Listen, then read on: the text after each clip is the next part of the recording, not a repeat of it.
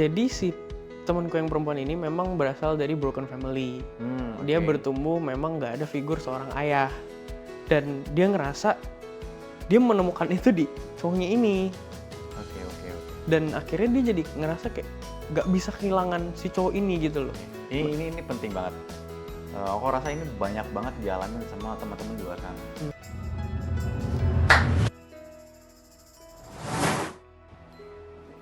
Halo kok. Halo. Halo, udah lama nggak ketemu ya? Iya nih, udah lama nggak syuting bareng ya? Iya, udah lama nih. Aku ada cerita nih kok. Cerita apa nih? Jadi aku tuh barusan dapet cerita dari teman. Dia Teman apa berpacaran. teman? Teman. Dia ada pacar. Oke. Temanku ini cewek perempuan. Dan dia mengalami masalah hubungannya udah lama. Dan Di pacarannya? Oke. sekitar dia sendiri udah menjalani hubungan sekitar 2,5 tahunan. Cukup lama. Dan masalah-masalah ini tuh udah muncul sekitar mungkin berjalan 1,5 tahun dalam hubungannya itu. Okay. Ya dia udah cerita-cerita. Jadi si cowoknya ini itu bisa dibilang nyebelin, red flag lah kalau kata-kata anak zaman sekarang. Kata anak-anak zaman sekarang. Tapi kalau kata dia sendiri? Nah kalau kata dia tuh kayak gini, enggak lah, dia mungkin sekarang begini tapi kedepannya berubah. Oke. Jadi dia tuh selalu berharap kedepannya Tuhan akan mengubah dia gitu. Iya. Dia selalu berharap kalau cowoknya ini bakal nanti bisa berubah. Nah jadi cowoknya itu ini tuh pertama dia tuh controlling. Jadi dia bilang kayak aku nggak mau kamu gini-gini nih, aku nggak mau kamu kayak gini-gini. Dan yang kedua cowok ini tuh suka bikin masalah, maksudnya suka marah. Nah kalau marah tuh jatuhnya suka gaslight kok. Gaslight itu apa ya? Jadi gini, misalnya aku marah nih sama Koko karena Koko misalnya nyinggung aku. Tapi aku tuh suka ngasih tahu ke teman atau kesannya tuh kayak gila gue sakit banget nih. Padahal sebenarnya nggak separah itu. Jadi sebenarnya cuma misalkan ya, mau nasehatin kamu ya. Just kayaknya mendingan pakai jaketnya tangannya jangan dinaikin deh. Gitu. berasa kayak diserang banget gitu ya. Oke. Ya jadi berasanya kayak sengaja ngasih nunjuk ke Koko kalau misalnya aku tuh kayak, gue bener-bener gak suka banget nih. I see. Kayak misalnya akunya jadi kayak Koko ajak ngomong aku balasnya jutek-jutek atau diajak ngomong aku jadi kayak apaan sih, kayak males gitu lah. Nah temanku ini begitu setiap kali. Menurut dia si cewek ini masalahnya tuh nggak sebegitunya. Menurut si cewek ini. Tapi menurut teman-teman yang lain nggak? Menurut kita juga sebenarnya kok dia sampai segitu. Cowoknya tuh terlalu overreact menurut kita juga. Kayak lu jahat banget gitu loh. Nah kita tuh udah sering bilang kayak udahlah lu ngapain sama dia. Kayak kita kasarnya tuh kayak kok lu bego sih mau sama dia gitu loh. Udah lama diginiin terus tapi lu masih mempertahankan. Tapi alasan dia tuh selalu yang sama kok. Apa tuh?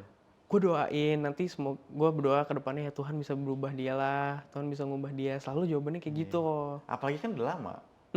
Sayang dong. Iya udah lama. Dia udah 2,5 tahun kan. Iya. Gitu. I see. Jadi problemnya kayak ada tadi yang controlling, terus ada kayak gaslight gitu ya. Serem sih. Tapi sebenarnya kalau misalkan kita perhatiin ya, kalau namanya kontrol ada porsinya kan sebenarnya memang di dalam pacaran kan. Misalkan kita punya pasangan gitu. Terus ada preferensi kita pribadi yang kita pengen pasangan kita nggak lakuin. Ya. Misalkan contoh gitu. Gue punya batasan kalau misalkan jam 10 sampai jam 11 malam gue ada waktu sendiri nih misalkan buat studi atau buat satu atau belajar gitu.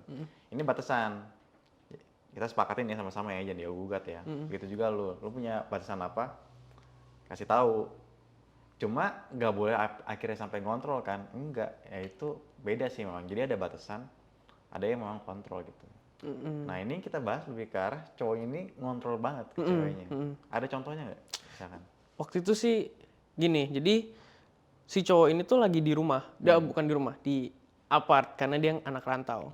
Nah si cewek ini tuh mau pergi sama teman-temannya. Tapi karena si cowok ini ngerasa kayak kok gue di rumah, maksudnya gue di apart gitu nugas sendiri, kok lu malah pergi sama temen lu? Marah. Terus dia bilang, terus kayak ya gitu jadinya di gaslight. I see. Nah gitu. Iya sih, iya. Ya itu baru satu case daripada case-case yang lain juga kan. Banyak yang lainnya. Sampai akhirnya kamu ngeliat, nih kayaknya toxic nih, kayaknya nggak oke nih. Toxic bener. Iya. Emang ada beberapa sih, aku sempat baca buku juga ya. Dari Gary Thomas tuh, dia ada kasih beberapa kriteria tentang orang yang toxic. Nah, controlling itu salah satunya. Controlling itu salah satunya. Jadi kalau misalkan ada orang yang pengen kontrol orang lain, dominasi orang lain, itu tuh toxic jatuhnya. Kenapa kita nggak setuju sama dictatorship, ya, pemerintah yang sangat otoriter? Karena ketika dia mengontrol sepenuhnya dan mengontrolnya dengan sedemikian rupa, akhirnya akan terjadi ketidakseimbangan dalam kekuasaan. Akhirnya akan ada orang yang teraniaya gitu. Karena kontrolnya begitu besar. Nah, sama juga bisa terjadi dalam relasi. Kalau misalnya orang tersebut mengontrol begitu besar, nah itu salah satu tanda-tanda yang bisa kita lihat, kayaknya ini toxic deh. Itu bisa jadi salah satu kriteria gitu. Misalnya orang itu tuh kontrol gitu. Tapi aku sempat mikir juga nih kok sebenarnya. Kalau misalnya mereka sampai nikah pun, kan seorang istri harus submisif kepada si suami gitu kan. Nah, berarti apa yang suaminya suruh, ya lu taatin gitu. Wes, ini nice, keren. Bener-bener. Ada porsinya kan, berarti untuk submit kan. Bahkan di Alkitab sendiri disuruh gitu. Hormatilah suamimu begitu kan. Tetapi di sana nggak berhenti kepada perintah pada ceweknya aja. Tapi juga ada perintah kepada suami untuk menyayangi istrinya. Ya. Dan itu menjadi satu relasi antara jemaat dan juga kepada Kristus. I see. Dan suami tersebut, kalau istrinya itu submit sama suaminya, ya. Lalu menariknya adalah ketika suami ini hidup sebagai orang Kristen, dia sendiri pun harus submit sama Tuhan. Iya. Nah ini menarik nih, Pak Billy waktu itu pernah bilang ya. Jadi kalau antara seorang istri sama suami, kelihatan di mana maskulin, mana feminim kan. Yang feminim jelas yang istri. Iya. Yang maskulin yang suami. Ya. Tapi kalau misalkan kita di hadapan Tuhan, itu kebalik. Bukan kebalik, tapi ordonya berbeda. Jadi yang suami yang feminim di hadapan Tuhan. Tuhan yang jadi maskulin. Kita yang mesti submit. Kita mesti submit. Nah ketika seorang istri ini submit kepada suaminya, ya.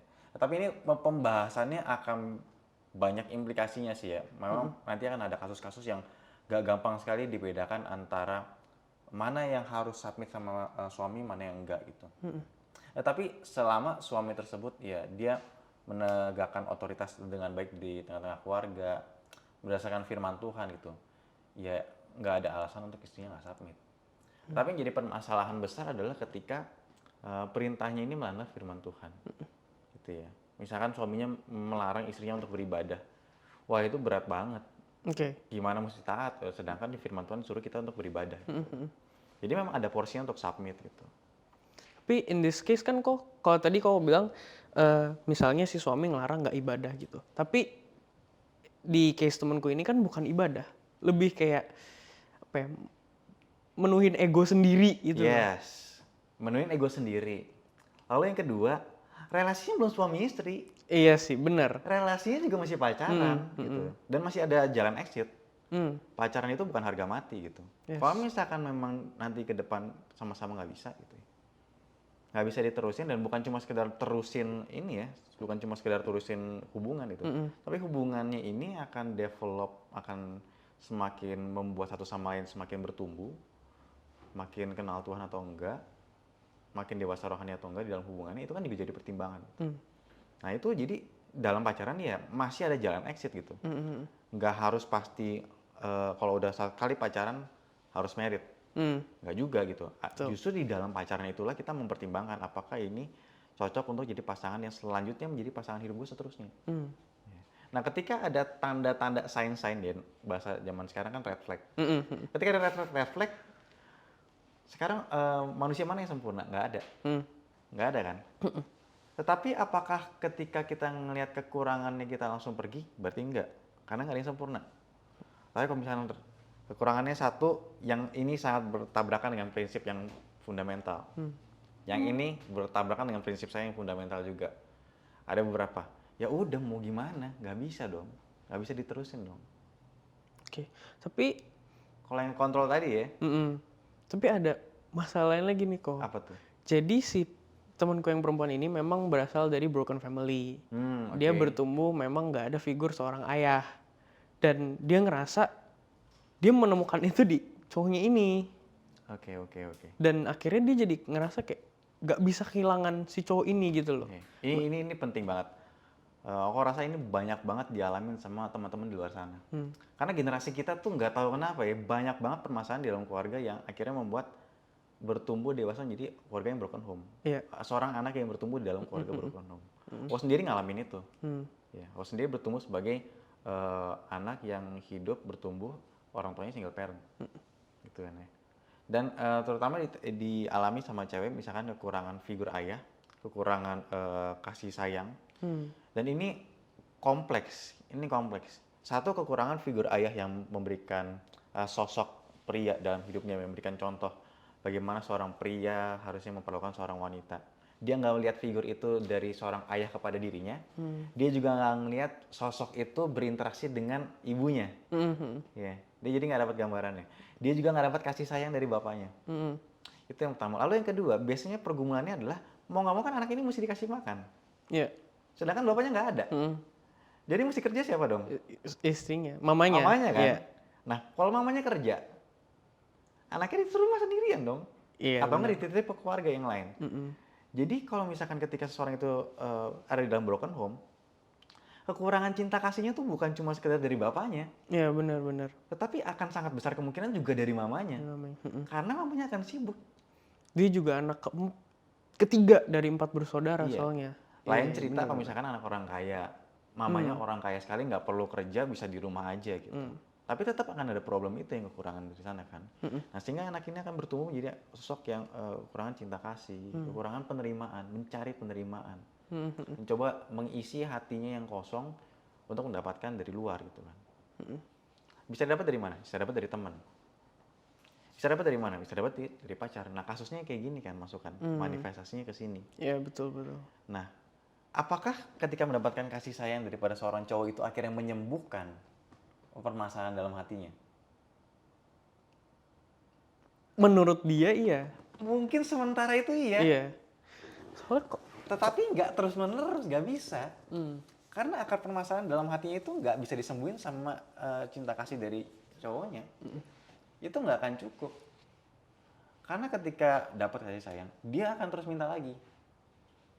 Selama traumanya nggak diberesin, selama kepahitannya nggak diberesin, selama masalah penerimaan dalam dirinya belum diberesin gitu ya, itu nggak akan berhenti, nggak akan ada habisnya. Nah, salah satu jawaban utama yang paling dahsyat adalah kalau orang ini sudah bisa berdamai urusan penerimaan, urusan cinta kasih sayang yang besar, yang bahkan kalaupun dia merasa kurang, dia bisa akses kembali, tapi dari objek yang benar, itu akan lebih beres. Maksudnya apa? Kalau orang ini sudah bisa berdamai dengan dia sadar bahwa ada sosok suatu pribadi yang bisa mengasihi dia tanpa dia bahkan berbuat apapun, dan dia akhirnya bisa merasa diterima, problemnya beres. Sekalipun traumanya muncul kembali, dia bisa ingat lagi, oh walaupun gue rusak, walaupun gue broken home, gue tahu ada sosok pribadi yang sangat mengasihi gue, yang bahkan rela mati buat gue, dan itu udah selesai, itu diterima. Cara untuk ngasih tahu itu ke dianya kok sulit. Omongin, doain. Karena ini akan masuk masalah hati, Gimana beresin hatinya, gimana hatinya bisa mau terbuka, gimana hatinya bisa menerima. Untuk mengubah hati manusia ya cuma bisa Tuhan ya. Iya, benar. Kita bisa usaha. Kita bisa kasih argumen terbaik kita bisa kasih perhatian kita. Kita bahkan bisa coba atur sosial sistemnya. Kita bisa coba atur support sistemnya. Tapi kalau misalnya hatinya nggak berubah, sama aja, nggak bisa. Tapi ketika hatinya udah diubahkan sama Tuhan, anugerah Tuhan masuk, ya udah kita bisa sambil masuk. Nah, sambil menunggu kita doain buat Tuhan bisa memberikan anugerahnya, sambil kita terus juga usaha ke dia. Kita dipakai sama Tuhan sebagai sarana anugerahnya. I see. Oke. Nah, berdasarkan kalau kasus temanku ini aku lihat memang dia bucin banget ya. Berarti jatuhnya kan udah budak cinta, buta lah, Iya, udah buta iya, iya, banget gitu kan. Sampai kalau misalnya dia lagi masalah besar tuh self harm. Wah, ngeri. Aduh. Heeh. Nah, aku juga sempat mikir gitu ya. em, Bisa nggak sih hubungan ini jadi normal lagi gitu? Kalau kan ini udah masuk hubungan yang bener-bener toxic banget kan. Iya. Kalau misalnya dia Alkitab, aku lihat mirip sama Simpson sama Delilah. Bucin-bucinnya Iya, mirip bucinnya ya. mirip banget Iya, tuh. iya, iya, iya, iya. Ngerti. Itu Simpson nggak sekali 2 kali loh. Iya. Dan kalau berdasarkan cerita Simpson Delilah kan memang si Simpson ini dipakai Tuhan gitu. Iya, pada akhirnya jadi martir juga dan bahkan di dalam kitab Ibrani disebut juga sebagai pahlawan iman. Nah, dan si cewek ini temenku itu apa ya, kalau aku lihat tuh kayak kok dia mau jadi Samsonnya di cerita Oke. di diri dia Iya, gitu loh. iya, iya. Dia yang pengen ngubah si cowok ini. Gitu. Ada istilahnya itu namanya Apa tuh? savior syndrome. Oh, Jadi dia mau jadi juru selamat buat cowoknya. I see. Oke. Jadi dia Cuma ngerasa juru selamat yang dibutuhkan cowoknya tuh bukan dia. hmm, Dan bahkan dia sendiri lagi butuh juru selamat mungkin. iya. Aku ngerasa itu dia gagal untuk melihat itu justru. Iya, iya. Ya, ini bisa dipahami ya. Namanya ketika cinta udah masuk ya itu akan terjadi. Ketika cinta udah masuk ya kan faktor yang akhirnya seperti mengisi kebutuhan jiwa, yang memberikan jadi sumber kesenangan. Gak mau dong ini hilang. Gak mau dong. Lu sayang banget. Mm-mm. Maka gue akan coba sedemikian rupa gimana caranya ini tetap ada. Gimana ini tetap ada, yang memberikan itu kekurangannya mesti berubah supaya ini bisa bertahan lama. Tapi masalahnya yang itu nggak bisa berubah. Gimana dong? Jadi ya tinggalin sih harusnya. Iya, ada beberapa kasus yang mungkin memang terjadi bisa berubah. Tapi kan kita perlu melihatnya secara objektif nih, nggak cuma secara subjektif. Secara subjektif ada bias karena sayang, karena suka. Gitu. Akan memakai segala cara deh, segala kemungkinan. Bener-bener. Even bahkan cowoknya udah putusin, dia akan berharap akan balik lagi. Bahkan ada momennya si cewek ini, oke, iya bener deh, memang harusnya putus sih. Tapi nanti nextnya mungkin akan kepikir lagi, aduh kayaknya enggak deh. Kayaknya salah deh kalau misalnya putus gitu deh. ya? Kayaknya masih bisa deh. Karena masih sayang. Tapi memang kita udah sering bilang sih kok sebenarnya ke dia kayak udahlah nggak usah lu ini capek-capekin diri sendiri. Tapi selalu gitu lagi. Iya, iya. Baliknya ke itu, dan kita tuh sebagai teman-temannya tuh bingung gitu loh, kayak kita juga ngeliatnya kasihan, terus kita udah tahu ini hubungan nggak sehat, kita tuh bingung cara bener-bener ngasih tahu dia yang kena kalau ini hubungan lu udah bener-bener nggak sehat loh, kayak maksudnya lu udah harus tinggalin gitu.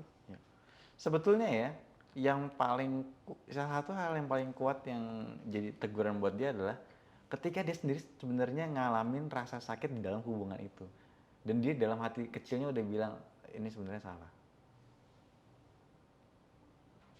Tapi itu nanti ketutup lagi karena nggak bisa. Iya. Dia udah kayak narkoba buat gue. Iya, kecanduan. Betul. Bisa. Iya. Nanti Dia emang kecanduan banget. Takutnya adalah baru berhenti ketika kepentok realita. Maksudnya gimana tuh, Pak? Ya, misalkan ya. Misalkan cowoknya yang ninggalin. Bener-bener lost contact segala macam. Akhirnya kepentok realita kan, dia mau usaha kayak apa nggak bisa karena udah hilang. Atau cowoknya meninggal gitu. Ya udah kepentok realita, dia nggak bisa buat apa-apa lagi sama sekali. Baru dari situ belajar. Karena udah kepentok realita, udah nggak bisa lagi. Cuma kan alangkah baiknya sebelum kepentok realita udah ambil keputusan. Benar. Karena makin lama kalau misalkan di dalam hubungan toksik ya makin sakit. Cancer kalau nggak diobatin ya makin parah. Kalau nggak di treatment ya makin parah. Kalau sel kankernya nggak dibuang ya makin parah. Benar. Cuma kan yang menjadi pertanyaan, emang hubungan ini ada cancer? Emang hubungan ini toksik apa enggak? Ya yang tadi kita sempat ngomongin tentang kontrol. Ada juga si Gary Thomas bilang tentang orang itu punya seperti jiwa membunuh gitu. Murderous Maksudnya spirit gimana gitu, tuh? hati membunuh. Itu maksudnya kayak orang ini pengen sekali membunuh, bukan cuma sekedar membunuh secara fisik gitu aja, tapi membunuh secara sosial juga. membunuh pelayanan, membunuh orang tersebut, membunuh perkataannya, dibungkam gitu ya, nggak boleh ngomong. Misalkan kita punya prinsip nih, kita punya value, terus kita share ke pasangan, pasangannya nggak setuju, dia bahkan bukan cuma sekedar nggak bisa setuju, tapi dia pengen bungkam, pengen nggak boleh diwujudin gitu. Iya, nggak perlu diomong, jangan ngomong deh, jangan ngomong. Bahkan nanti next levelnya kita dihilangin. Oke. Tapi kalau dari aku sendiri sih kok, karena aku kepikiran gitu. Kan ada beberapa nih cerita-cerita di Alkitab yang sebenarnya kita lihat hubungannya toksik, tapi akhirnya Tuhan berkenan gitu. Contohnya? Adakah? Ada yang, sorry siapa sih yang 3 itu kok? Yang 3? Yang suami terus 2. Oh Rahel Lea, bener. Rahel Lea sama Yakub. Oke. Rahel Lea sama Yakub. Oke. Nah itu toksiknya di mana? Coba kita bahas toksiknya dulu. Kan si Rahel tuh pengen punya anak gitu kan kok. Pengen punya anak, tapi si Leanya tuh si Lea tuh kayak pengen nyari kesayangan si Yakub banget gitu kan. Padahal si Yakubnya tuh cuman sayangnya sama si Rahel. Iya, yang satu mau anak, yang satu mau sayangi Yakub. Tapi akhirnya kan di hubungan mereka bertiga ini Tuhan berkenan juga akhirnya. Oke, ya itu di case di memang Tuhan memberkati ya pada saat itu ya, karena Yakub yang akan menjadi banyak bangsa gitu. Ya menjadi bapak dari banyak bangsa juga kan. Dia kan turunnya daripada Abraham, daripada Ishak gitu. Lalu adalah drama gitu. Lea, Rahel, sama si Yakub.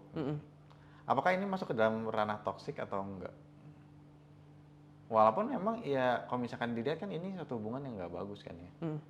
Tapi pada zaman itu punya istri dan ada istri lagi dan juga ada gundik, pada saat itu di zaman itu memang diperbolehkan, memang masih oke. Dan ini memang konsep yang berbeda ya, latar belakang budaya dengan sekarang gitu.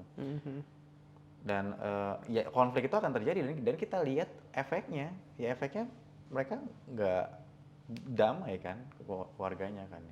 Walaupun memang Tuhan memakai cara itu gitu.